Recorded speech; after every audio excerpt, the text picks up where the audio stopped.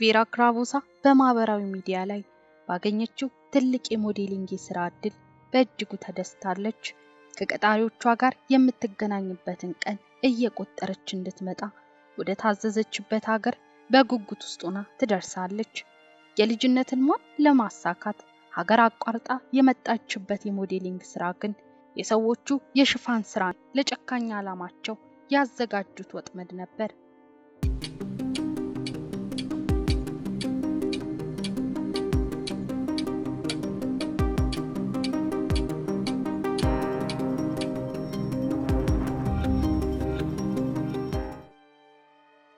ቬራ ክራቮሳ በዲሴምበር 31 1998 ዓ.ም በቤላሩሷ ሚንስክ ከተማ ነበር የተወለደችው። ወላጆቿ ሰርጄይና ኦልጋ ክራቮሳ ብቸኛ ልጃቸውን ቬራን ሲገልጿት ለአንድ ላሰበችው ዓላማ ስኬት ላይ እስከምትደርስ ወደ ኋላ እንደማትልና እስከ መጨረሻው ጥረቷን እንደማታቋርጥ ይናገራሉ። ቬራ ከልጅነቷ ጀምራ ከአርት ጋር ተያያዥነት ያላቸውን ነገር ለማድረግና ለማድነቅ ቅርብ ነበረች። በዚህ ሙዚቃና ዳንስ ከልጅነቷ ጀምሮ አብሯት ያደገ ብርቱ መዝናኛዋ ነበር። ይህ በልጅነቷ ያደረባት የሙዚቃና የዳንስ ፍቅር ወደፊት ትልቅ ቦታ ሊያደርሳት ይችላል ብለው የተረዱት ወላጆቿ ገና በጊዜ ነበር የሙዚቃ ትምህርት ቤት በማስገባት ከትምህርቷ ጎን ለጎን ተፈጥሮ ያደለቻትን ሌላ ተሰጥኦ እንድታወጣ መርዳት የጀመሩት። ቬራ በዚህ የሙዚቃ ትምህርት ቤት ቆይቷ ተፈጥሯዊውን እምቅ ችሎታዋን በስልጠና እየታገዘች የወደፊት ጎበዝ የሙዚቃ ሰው እንደምትሆን የሚያንጸባርቅ ተስፋ ይታይባት ነበር። ቬራም ገና በጊዜ ወደቀችለት የሙዚቃና የዳንስ ፍቅር ትኩረቷን ሙሉ ለሙሉ እየወሰደ ለሷ ትልቅ ሙዚቀኛ መሆኗ ህልሟ እየሆነ መጣ። ለዚህም ታዲያ ከመደበኛ ትምህርቷ ጎን ለጎን የሚተርፍ ጊዜዋን በሙሉ እዚህ ላይ ታውለው ነበር። እድሜዋ በአስራዎቹ ክልል ውስጥ እንዳለ ቬራ በአንድ ሬስቶራንት ውስጥ ባገኘችው የትርፍ ሰዓቷን ስራ ቤተሰቧን በገቢ ለማገዝ እየጣረች ጥናቷንም ትከታተል ነበር። የሃይስኩል ትምህርቷን ስትጨርስ ቬራ ጋር ሁለት የህይወት አማራጮች ነበሯት። አንደኛው በትምህርቷ ቀጥላ ከዛም ዩኒቨርሲቲ መቀላቀል፣ አሊያም ልቧ እስከ ልጅነቷ ጀምሮ ያደረው የጥበብ ፍቅር ተከትላ በሱ ህይወቷን ለመምራት መጣር። ውሳኔውን በቀላሉ ለመወሰን አስቸጋሪ ቢሆንም ለቬራ ግን ውሳኔው ግልጽ ነበር። መደበኛ ትምህርቷን ባለበት አቁማ የልቧን ለመከተል ወሰነች። በዚህም ቻይናን ጨምሮ የተለያዩ የኤሽያ ሀገራትን ለመጎብኘት እየሞከረች ከዛም በምታገኛቸው የሙዚቃ መድረኮች ላይ ለመሳተፍ ትሞክራለች። ቬራ ከሙዚቀኝነቱ በተጨማሪ በሞዴሊንግም ላይ በተወሰነ መልኩ ለመስራትና በዛም ተጨማሪ ገቢ ታገኝ ነበር። ነገር ግን በሙዚቃውም ሆነ ሞዴሊንጉ ላይ ፍላጎቷ ሙሉ ለሙሉ የሚያሟላ ገቢ ማግኘት ለቬራ ቀላል አልነበረም። ሴፕቴምበር 2025 ዓ.ም ቬራ የ26 ዓመት ወጣት ነበረች። በዚህ ወቅት ታዲያ ቬራ ገንዘብ በእጇ ላይ በይበልጥ የራቀበትና ሌላ ተጨማሪ ገቢ የምታገኝበትን አማራጭ የምትፈልግበት ወቅት ነበር። በሰዓቱ ገንዘብ በእጅጉ የሚያስፈልጋት ቬራ የምትፈልገውን ገቢ የሚያስገኝላትን የሥራ አማራጭ በተለያየ መንገድ ማማተር ጀመረች። በዚህ ወቅት ነው ታዲያ በጊዜው ትልቅ እፎይታና የወደፊት ተስፋን የሰጣትን የሥራ እድል በማህበራዊ ሚዲያ በኩል ያገኘችው። ቬራ የቀረበላት ስራ የሞዴሊንግ ስራ ሲሆን ቦታውን በታይላንዷ ዋና ከተማ ባንኮክ እንደሆነ ይገለጽላታል። ለዚህም ስራ አጓጊ የሆነ ወራዊ ገቢ ያቀርቡላታል። የተለያዩ ሀገራትን መጎብኘት እጅግ የሚያስደስታት ቬራ ይህም እድል ሌላ አዲስ ቦታን እንድታውቅ የሚያደርግላት አጋጣሚ ነበር።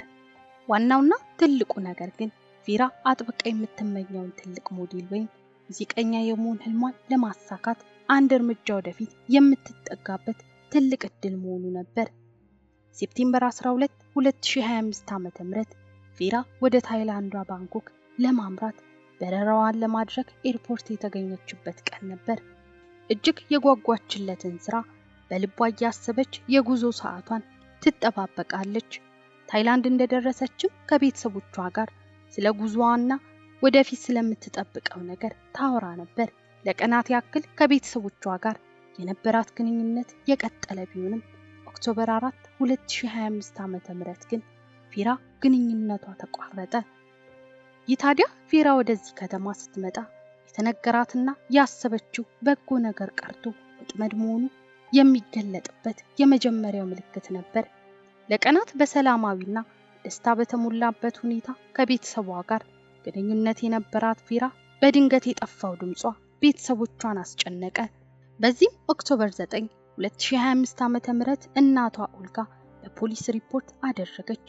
ቬራን የመፈለግ እንቅስቃሴው ተጀመረ። በዚህ መሃል ግን ታዲያ የቤላሩስ አምባሳደር ቬራ ከታይላንድ ወደ ማይናማር እንዳቀናች መረጃ እንደደረሳቸው ገለጹ። ከዚህ በኋላ ነው እንግዲህ ቬራን በተመለከተ ትልቅ ትኩረት ማግኘትና የተለያዩ መረጃዎች መውጣት የጀመሩት። ቬራ ታይላንድ እንደደረሰች በማህበራዊ ሚዲያ ተዋውቃ ስራ እናስቀጥርሻለን ካሏት አካላቶች ጋር ከተገናኘች በኋላ ጥቂት ቀናት ቆይቶ በግድ ወደ ማይናማር እንደወሰዷት የወጡ መረጃዎች ይናገራሉ።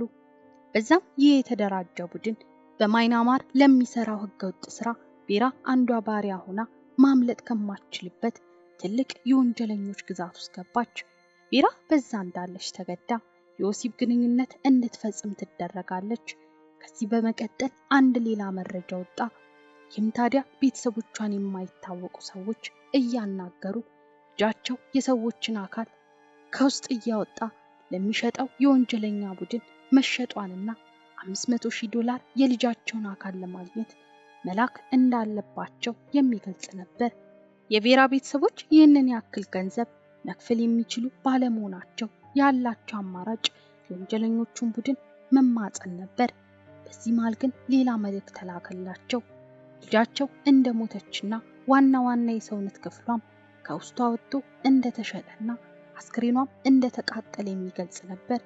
ነገር ግን ለዚህ ሁሉ ነገር እውነተኛ ማስረጃ የሚሆነው አስክሬን ተቃጥሎም ከሆነ ቅሪቱን ማግኘት አልተቻለም። የቬራ አሳዛኝ የህይወት አጋጣሚ እውነታው ደብዛዋ መጥፋቱና መሰወሯ ነው።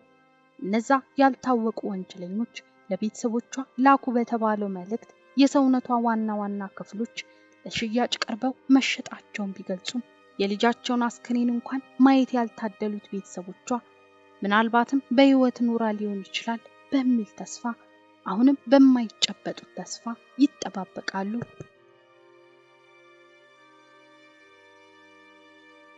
ውድ ቤተሰቦቼ ለዛሬ ያዘጋጀሁት ቪዲዮ ይህን ይመስል ነበር።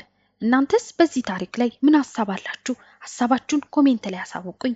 ለዚህ ቻናል አዲስ ሆናችሁ ሰብስክራይብ እያደረጋችሁ ተቀላቀሉ። ቪዲዮ ከተመቻችሁ ላይክ በማድረግ እንዲሁም ሼር እያደረጋችሁ ለሌሎች እንዲደርስ አግዙኝ እያልኩኝ በሌላ አዲስ ታሪክ እስክንገናኝ ድረስ ቸር ቆዩልኝ።